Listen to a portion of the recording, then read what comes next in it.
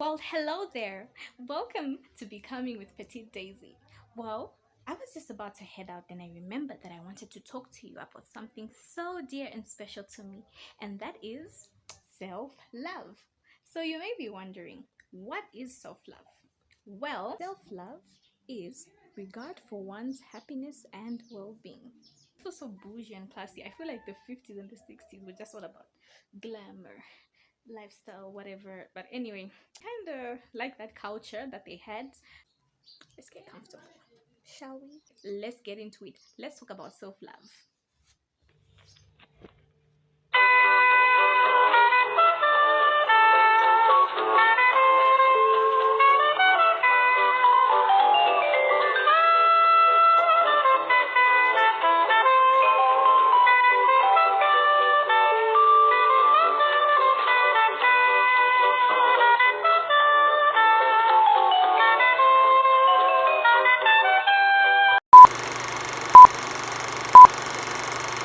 Hi, Chantel. I just wanted to remind you that you are beautiful and you are loved and you are an amazing person. Um, I used to think that you are ugly. I used to think that you were never enough. I can't help but cry right now because I have been through so much and I really struggled with my self-esteem. I have very low self-esteem and I didn't love myself. I am truly falling in love with the person that I am becoming. Hi guys, welcome to Becoming with Petite Daisy. I'm your girl, Petite Daisy, and if you're new here, you're welcome. Don't forget to click the subscribe button and turn on the notification bell so that you can be notified every time I post a new video. Well, that clip that you just saw there was me last year. The journey actually started in 2019. Yeah, I think 2019 to 2020. I actually started practicing it last year. Mm. I'm just gonna be in my home clothes, yeah. Okay, so now that we're a bit more comfy and I have fixed myself a good cup of tea in a coffee cup, now let's talk about self-love. Well, my journey to self-love. So like I said in the intro, self-love is one's own regard to their happiness and well-being. That's according to the internet.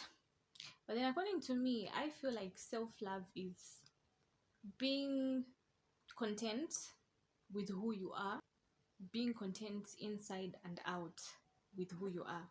I'm sorry about the lighting.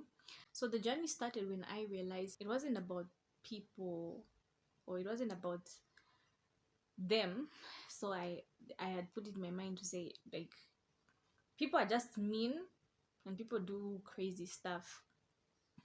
So it was always like the world is against me. I always had that mentality where I felt like so negative, and I just felt so I just felt like the world was this big, fat, mean place, evil place with lots and lots of mean people that just wanted to bully me, that just wanted to judge me, that just never appreciated, the good stuff that I did. That was me back then. I realized that if I were to look at things differently, if I were to just focus on, building myself, growing myself, and just focus on finding my purpose in this life and working on me, and whatever, that stuff wouldn't really matter.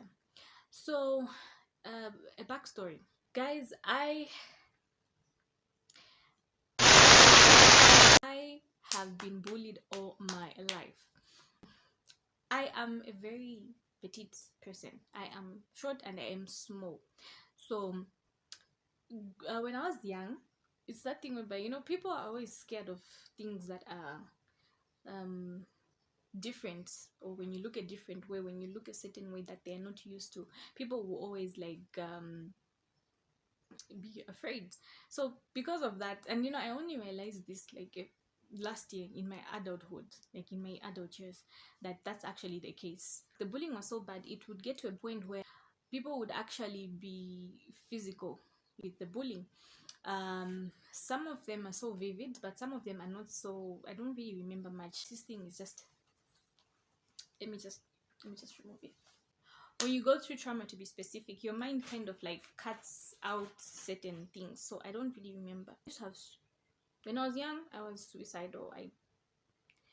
I'm sorry, this is gonna be a shock to my family, but I'm not gonna dive deep into that. But then as I was growing up, I stopped. But the only thing that I would have was having suicidal thoughts.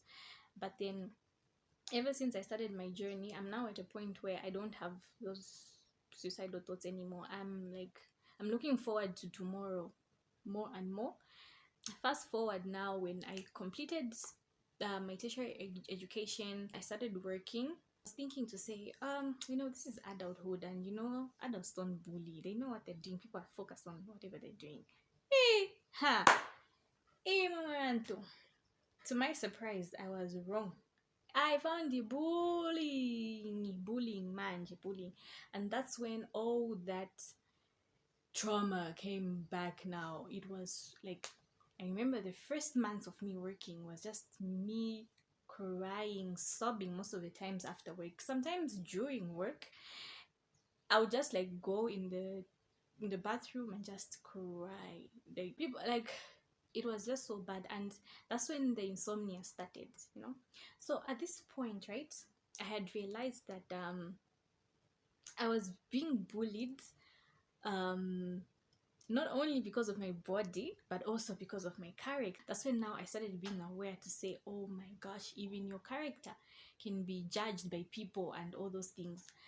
It was such a tough time. And, all my life I had been letting people, or what people say, or the you know it was so bad. I had issues dressing in certain ways because, it's that thing whereby I thought I'm short, so if I dress in a way that will bring attention to me, like I will get that attention, and I didn't want that. So I was limited in the way I used to dress. I was limited in the way I used to walk, the way I used to talk. Like I always tried my best to, like, just be, just be on the low. When I realized that the problem was not actually people, or well, definitely some people are just mean. Some people are so mean. Some people are narcissistic. Some people are entitled.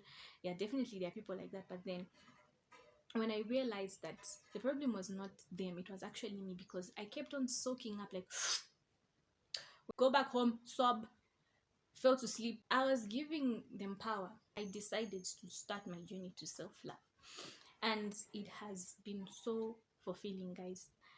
I know I'm still yet to get there, but then I've reached a point where I don't know, like, I don't care as much as I used to anymore. Like, I've just reached a point where I'm working on just not letting people, whatever people think or say about me, affect me. This is not a video to tell you how you can practice self-love, how you can do this, but all I can tell you is self-love is gained.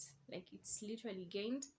And it really takes you to do certain practices that will help you feel fulfilled. So if you feel like, oh no, I need to lose some weight, I need to eat healthy, do it. And once you start practicing, we start doing those things, you just get this sense of fulfillment, whereby you just feel good that you've achieved something in your life, something positive, instead of focusing on the negative things.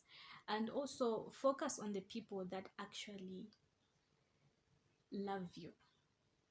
Focus on the people that actually care. Focus on the people that actually see you for who you are.